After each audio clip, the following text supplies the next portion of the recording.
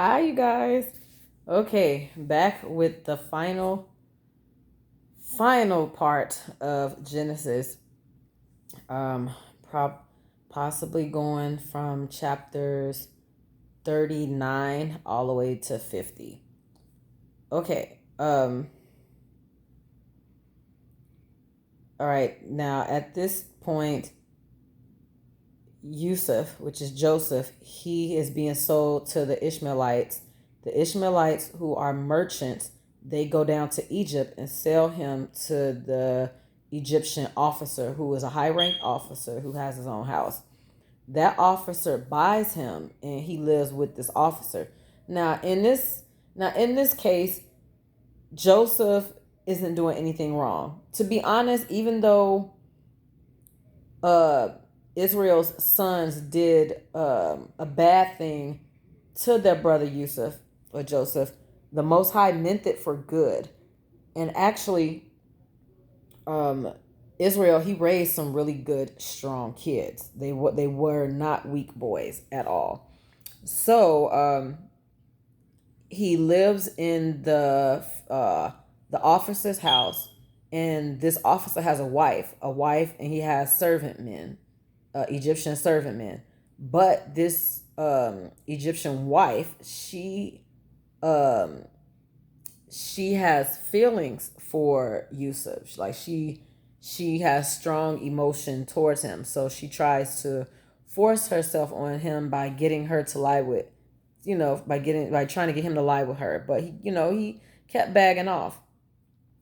So one day, he always avoided her. So one day she waits until all the servants, the Egyptian servants in the house are gone, and she pulls Yusuf by his garment, by his clothes, and tells him to lay with her. And he's so scared because he knows where he is.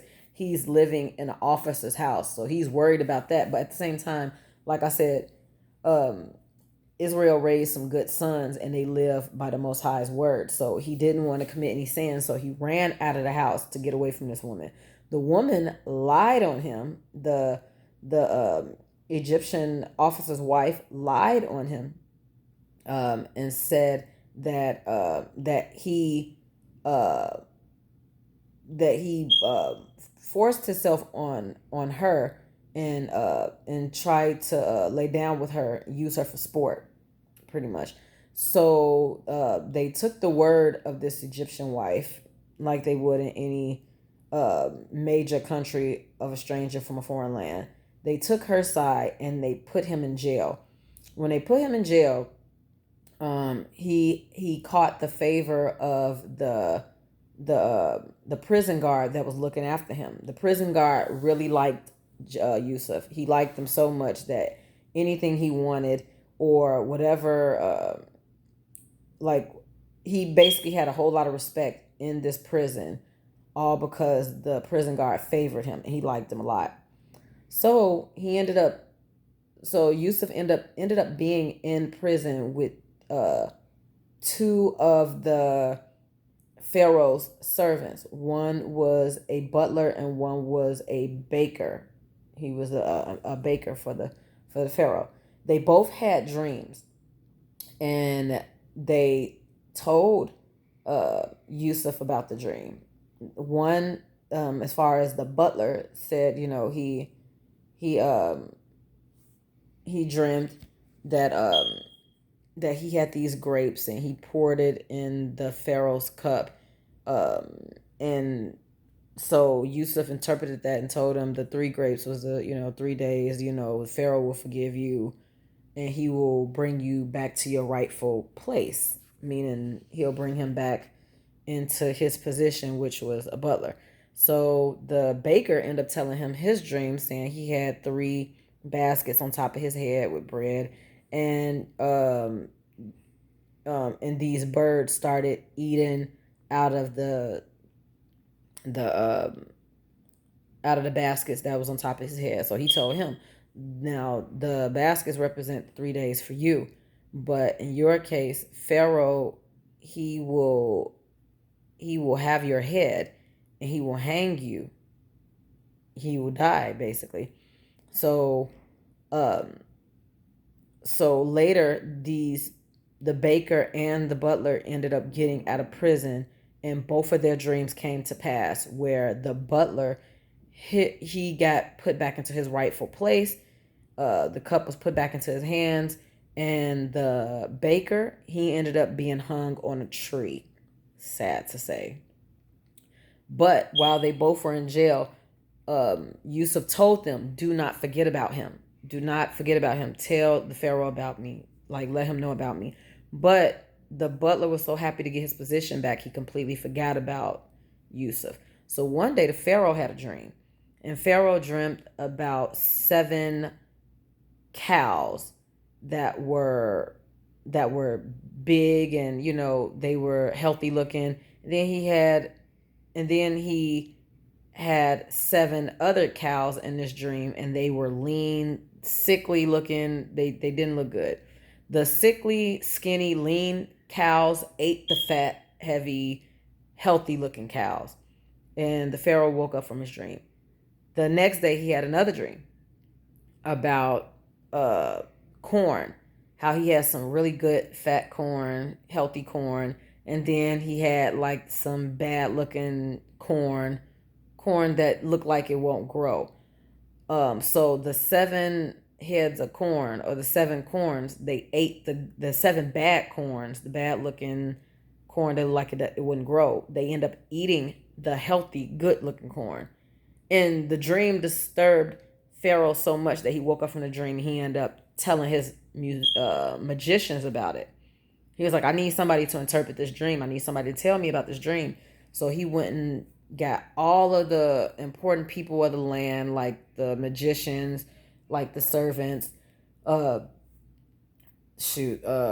sorcerers, anybody to try to interpret this dream. None of them, with all of this magic that they use, none of them could interpret this dream. So the butler finally remembered Yusuf, finally came back to his head, Joseph. And the butler told Pharaoh, when I was in prison, I was in there with a Hebrew, and he can interpret dreams. Me and the baker told him about our dream, and our dreams came to pass. Our dreams happened exactly how he said it. So Pharaoh was like, go get him. So they went and got him out of prison. They had to shave him, get him all clean, nice looking first, put him on some different attire, and brought him to Pharaoh to be presentable to him. So he went up there, and Pharaoh asked him who he was. He told him, and Pharaoh told him about the dream. He told him about the first dream, and Yusuf is still listening. So after he told him about the first dream, he told him about the second dream. He told him about the dream about the cows, and he told him the dream about the corn. After Pharaoh told him about the dream, Yusuf told him, both dreams are one dream. Even though they were 2 different dreams, they were both about the same thing. Whereas in 7 years, you will have 7 good years of good harvest for the land. You'll be plenteous. But after those 7 good years are gone, you will have 7 bad years of famine, meaning your crops will go bad, everything will go bad.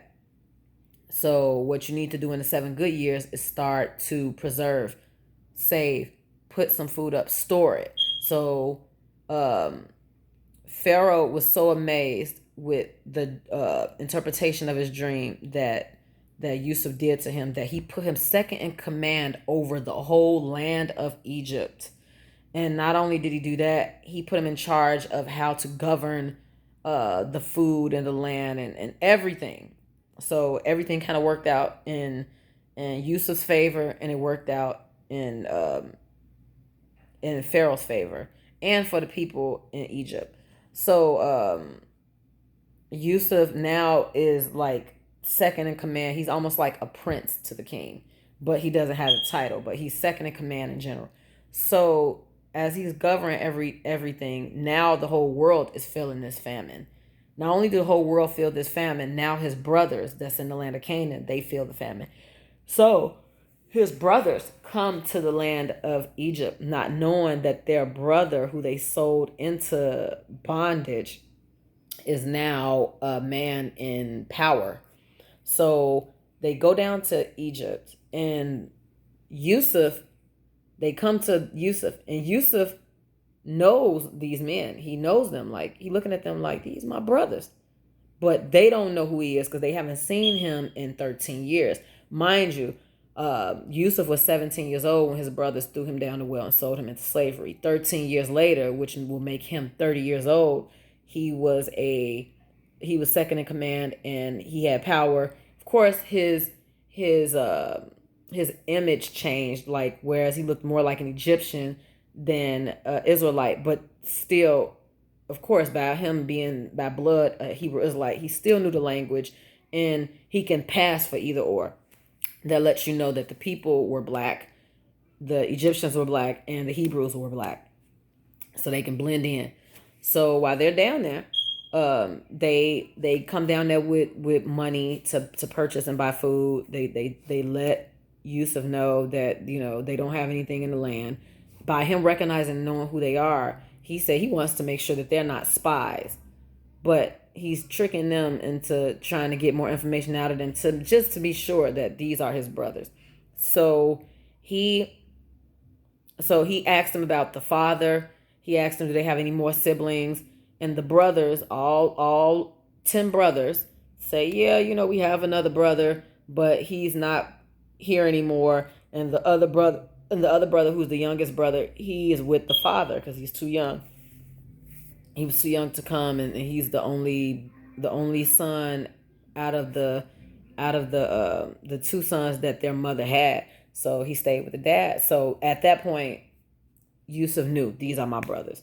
So in order to get them to get their father to come to Egypt, and for him to see his little brother, and for them to confess to their sins and what they did, he ended up having his servants put the money back into their sacks.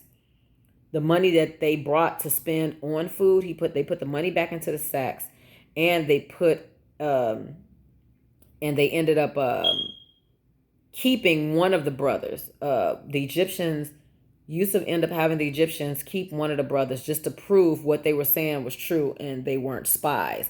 Now, Yusuf ended up having the Egyptians put the money back in their sacks because he knows that's his brothers, and he don't want to take from them, from his family, and he knows that they're doing it for the dad. And at the same time, he's trying to get more information out of them. So he wants to make sure, in their minds, the brothers' minds, Yusuf has them thinking that he thinks they're spies.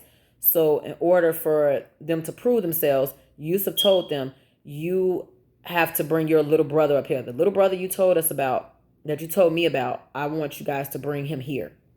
Bring him to me. I need to see him. So, and he was like, and for you to prove this to me, one of your brothers have to stay. So Simeon, the second oldest, he stayed, and they locked him up, and they just held him for 3 days. That's how long the trip was for them to come there and come back to Egypt to bring the little brother. So they locked up Simeon, took him, and the other brothers left. And when they got home, they found the money that they just paid the Egyptians for the food that they brought back. They found out the money was right back in their sacks again. The father was like, what have y'all brought upon my household? And then the brothers, they scared too, because they like, man, what we did to our brother Yusuf is coming back on us, which it was.